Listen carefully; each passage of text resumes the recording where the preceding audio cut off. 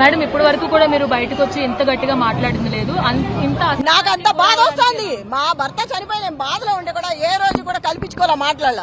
కానీ ఇవాళ కార్యకర్తల్ని పడేసి కొట్టి టేబుల్స్ పడేసి రౌడీయిజం చేస్తున్నారు. ఆ రౌడీ షీటర్లు కూడా బయట పెట్టి ఆళ్లతోనే కొట్టించి సమాధానం చెప్పమంటే ఎఫ్ఐఆర్ బుక్ చేస్తామంటున్నారు కార్యకర్తల మీద. అంత బెదిరింపులా? ఒక మహిళగా నన్ను నువ్వెవరో నిన్ను చూడు రేపు ఏం చేస్తాను అంటారా? అట్లా మాట్లాడతారా? అంటే ఒక క్యాండిడేట్ ని సవేరా దగ్గర బయట రోడ్డు మీద 150 మంది కూర్చున్నారు. నవీన్ యాదవ్ మనుషులు, వాళ్ళలో నల్లగా ఎత్తుగా ఉన్నాడు ఒక అబ్బాయి.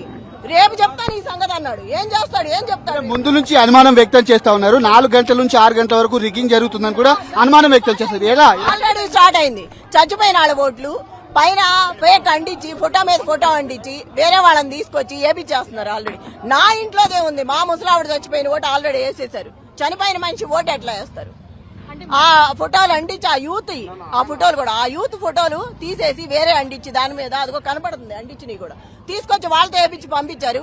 ఒక పెద్ద ఆవిడ వచ్చి నా ఓటు వేస్తా అంటే కరెంటు బిల్లు తెస్తారా ఓటు వేసినప్పుడు? ఎవరైనా ఫస్ట్ టైం వింటున్నారని ఈ చరిత్రలో ఈ స్టేట్ లో బై ఎలక్షన్స్ లో ఫస్ట్ టైం వింటున్నాను. ఎంత అరాజకం ఫస్ట్ టైం చూస్తున్నాను నేను.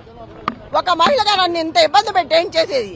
అధిష్టానం అధికారం ఉందని ఎమ్మెల్యేలు, మినిస్టర్లు, విప్పులు ఒకళ్ళు కాదు మొత్తం తిరుగుతున్నారు.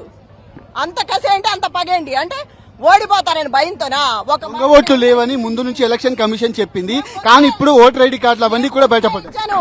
తప్పు జరిగింది, దొంగ ఓట్లు ఉన్నాయి. ఆ రోజే బయట పెట్టాము.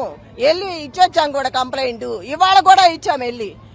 కమిషనర్ గారు నేను రిక్వెస్ట్ చేశాను ఎలక్షన్ కమిషనర్ కి, దయచేసి ఒక మహిళగా నాకు అండ చేయకపోయినా పర్వాలేదు, జెన్యూన్ గా ఉండండి. ఎంత జరుగుతుంది మీరు చూస్తూనే ఉంటారు టీవీలో.